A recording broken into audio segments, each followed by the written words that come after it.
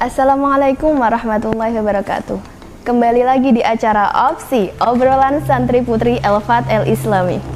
Di episode yang kedua ini kita mengambil tema yaitu kesehatan di pondok pesantren. Nah, di samping saya ini sudah kedatangan narasumber kita, teman kita. Kita bisa mengenal lebih lanjut. Monggo sampean berkenalan terlebih dahulu. Assalamualaikum warahmatullahi wabarakatuh. Salam sehat, salam semangat. Begitulah. Ya, perkenalkan nama saya Bidayatul Malihah. Nama penanya Bidai Sora. Nah, riwayat pendidikan saya terakhir ini di lulusan dari IAIN Kudus dan alhamdulillah sampai sekarang saya masih diberi kesempatan oleh Allah untuk masih di Pondok Pesantren Elfat El Islami. Saya ingin bercerita sedikit tentang bagaimana itu hidup sehat, atau ya di zaman sekarang kan memang banyak sekali makanan yang mengajak kita untuk hidup tidak sehat tapi menggiurkan. Nah, setelah penjelasan tadi, di pesantren ini kan gaya makanan instan itu sudah biasa. Iya. Bagaimana tanggapan Anda tentang gaya tersebut bagi para santri di pondok pesantren ini? Sebenarnya berbicara tentang makanan instan itu kan pasti manusia berpikirnya kan instan, cenderung tidak sehat. Sebenarnya pikiran seperti itu tidak sepenuhnya benar, tapi juga tidak salah juga. Tapi yang namanya makanan instan itu memang pasti ada efek negatifnya. Namun menurut saya yang namanya makanan apapun itu ketika dikonsumsi berlebihan itu pasti ada efek negatifnya. Meskipun makanan itu juga makanan yang sehat sekalipun. Seperti orang yang kebanyakan makan sayur terus, seperti sayuran yang hijau-hijau terus, itu juga akan berakibat buruk karena bisa kelebihan zat besi atau kalsium, itu juga nggak baik ya. Selain makanan instan, bagaimana cara menjaga tubuh kita agar tetap sehat walau padatnya kegiatan pesantren ini? Ya memang sepadat-padatnya suatu jadwal di pesantren, pasti itu kan ada waktu luang ya. Nggak terus dari bangun tidur sampai tidur lagi itu diisi dengan aktivitas terus kan nggak mungkin. Pasti kan ada saat-saat tertentu di mana dari pihak pesantren memberikan waktu yang legang.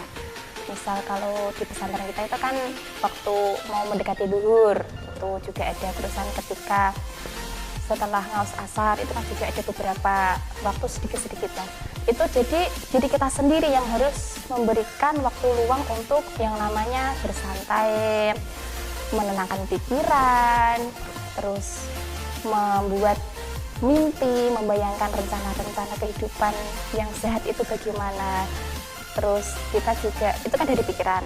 Terus kalau dari diri kita itu ya dengan berolahraga. Nggak perlu sampai lari-lari maraton, itu nggak perlu. Keliling pondok, naik turun tangga nggak perlu, itu akan melelahkan. Jadi sederhana saja, cukup dengan seperti naik, berdiri, duduk, berdiri, duduk selama 7 kali. Kemudian kita berjalan keliling kamar selama 3 kali. Keliling kamar 3 kali aja, berjalan selama 10 menit itu juga sudah cukup.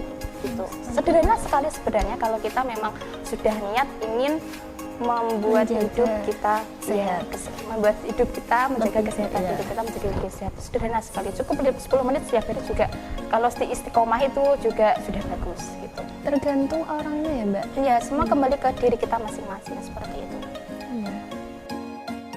Terus bagaimana tanggapan Anda kalau sama orang yang terus nggak suka banget sama makanan instan, menjauhi, sama sekali tidak menyentuh, itu bagaimana?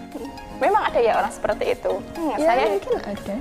Saya jadi heran, kenapa hidup yang cuma sekali itu tidak digunakan untuk menikmati hidup itu sendiri ya?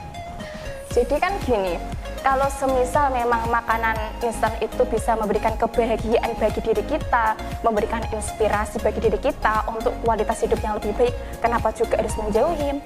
Kalau menurut saya pribadi ya nggak masalah juga sih kalau orang itu memang memilih pilihan hidup untuk menjauhi sama sekali dengan tidak mengkonsumsi makanan instan itu. Ya itu terserah dia, nggak apa-apa. Oke. Itu menurut saya ya. Bagaimana cara menjaga pola makan di pondok pesantren ini bagi para santri agar tidak selalu mengkonsumsi makanan instan secara berlebihan? Yang pertama memang kita tuh harus sadar diri. Kalau apapun yang berlebihan itu pasti akan berdampak buruk. Kan guru kita sering menasihati kita untuk memberikan porsi bagi perut kita itu dibagi menjadi 3. Sepertiga untuk makanan, sepertiga untuk minuman, dan sepertiga untuk udara. Jadi kalau kita kebanyakan minum, nanti kayak unta, kan jadi gak keren ya. Terus kalau kita kebanyakan makan, nanti kayak gajah, terlalu besar.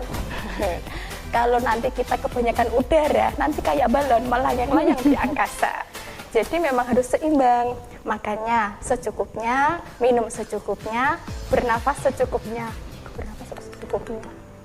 Iya, secukupnya. Kalau kebanyakan napasan itu tersendat-sendat. Itu menurut Anda menjaga pola kesehatan bagi para santri.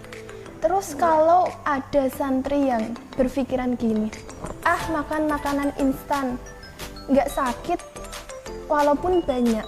Dia merasa nggak pernah sakit makan makanan instan terlalu banyak. Terus bagaimana menurut Anda? Jadi gini, apapun yang kita tanam pasti kita akan menuai di waktu yang tepat ketika memang tanaman itu sudah berbuah, sudah matang. Nah, masa muda itu adalah masa untuk berinvestasi kesehatan demi menikmati kesuksesan di masa depan. Kalau di masa muda saja pola makan kita itu buruk, nanti kita lihat 10 tahun, 20 tahun, 30 tahun yang akan datang, pasti makanan instan atau kimia-kimia yang sudah mengendap dalam tubuh itu akan mulai keluar dengan bentuk penyakit-penyakit. Karena ibaratnya organ tubuh itu akan meronta-ronta, mendemo atas banyaknya tumpukan kimia di dalam organ tubuh kita. Jadi tidak heran ketika ada orang yang sedang beraktivitas seperti biasa, mendadak jatuh, sakit, terus ternyata setelah diperiksa punya serangan jantung, stroke, diabetes, darah tinggi, dan sebagainya. Itu kita nggak boleh heran, karena apa? Kita lihat dulu sejarah hidupnya di masa lalu, bagaimana pola hidupnya, bagaimana pola makannya, itu yang akan menunjukkan kualitas seseorang. Seperti itu ya? Iya, jadi ketika di masa tua dia itu masih sehat, bugar, semangat, itu pasti di masa mudanya itu pola hidupnya tuh sangat terjaga. Setelah penjelasan tadi, mungkin Anda bisa memberikan tips-tips untuk bagi para santri ini loh, agar mengurangi makan makanan instan. Karena kan kebudayaan di pondok pesantren itu kan banyak, hampir seluruh para santri itu yang tidak meninggalkan atau mengkonsumsi makan makanan instan secara berlebihan. Mungkin Anda bisa memberikan tips-tipsnya? Yang pertama, kita harus sadar diri. Siapa lagi yang menyadarkan diri kita kalau bukan diri kita sendiri? Masa sang mantan? Iya. Nah, jadi kita harus sadar diri ya untuk menjadi pribadi yang selalu memberikan kualitas terbaik bagi diri kita. Kita boleh kok mengkonsumsi makanan instan, nggak ada yang mengharamkan selama MUI itu ada labelnya halal. Nah, juga dapat izin dari BPOM, Badan Pengawasan Obat-obatan dan Makanan. Kemudian makanan itu juga memang tidak berbahaya bagi diri kita. Jadi apapun yang berbahaya itu kan karena kita berlebihan mengkonsumsinya ya. Meskipun kita sudah mengkonsumsi makanan instan, tapi kita juga harus mengimbangi dengan makanan buatan kita sendiri. Karena semakin lama proses suatu makanan, maka semakin miskin nilai gizinya. Tapi semakin sebentar proses suatu makanan, bahkan kalau makanan itu mentah, maka kualitas nilai gizinya itu cenderung terjaga. Nah, seperti sayuran, itu kan prosesnya kan cuma direbus dengan air mendidih, ketika sudah empuk terus matang dimakan. Tapi kalau makanan instan itu kan melalui proses yang sangat panjang. Juga di dalam makanan instan itu terdapat yang namanya pemanis, pengawet, perasa, pewarna, dan pemanis buatan. Itu kan yang namanya kimia kan pasti tidak baik untuk diri kita. Boleh mengonsumsi tapi dengan porsi yang secukupnya. Misal kita memang tidak bisa menghindarkan diri dari mengonsumsi makanan instan tersebut, kita imbangilah dengan minum air putih sehari 2 liter untuk tetap menjaga metabolisme tubuh kita. Begitu. Juga ya ada olahraga, terus berpikir positif, dan lebih-lebih zikirnya, wiridannya, doanya kepada Allah untuk minta selalu sehat agar menjadi santri yang barokah dan bermanfaat untuk masyarakat. Top, alhamdulillah. Sangat menginspirasi sekali. Jadi gini, setiap orang itu punya pilihan hidup. Bukankah hidup itu pilihan? Pilih diam atau bergerak, pilih prestasi atau kesia-siaan. Jadi kalau filosofi hidup saya ya, itu kalau sehat harus bermanfaat. Jadi saya berusaha sebisa saya, semaksimal saya, semampu diri saya untuk memasukkan apapun yang menurut saya itu bermanfaat bagi diri saya. Misal, ketika saya ingin mengkonsumsi makanan sehat, saya juga berpikir dulu, apakah makanan ini memberikan manfaat bagi tubuh saya? Jika memang tidak memberikan manfaat pada diri saya, maka saya tuh cenderung untuk sedikit menjauhi. Bukan berarti terus sama sekali tidak pernah menyentuh, bukan. Tapi saya hanya sedikit meminimalisir. Ya, misal makanan instan yang tenar seluruh dunia ini kan adalah mie instan. Nah, saya juga terkadang makan mie instan juga. Ya biar kayak orang-orang lah, masa hidup sehat terus ya juga. Kalau kesehatan kan nggak pernah sakit, nanti kayak Fir'aun. Sebelum acara ini selesai atau kami tutup acara ini, mungkin dari narasumber bisa memberikan pesan bagi para santri untuk tetap menjaga hidup lebih sehat.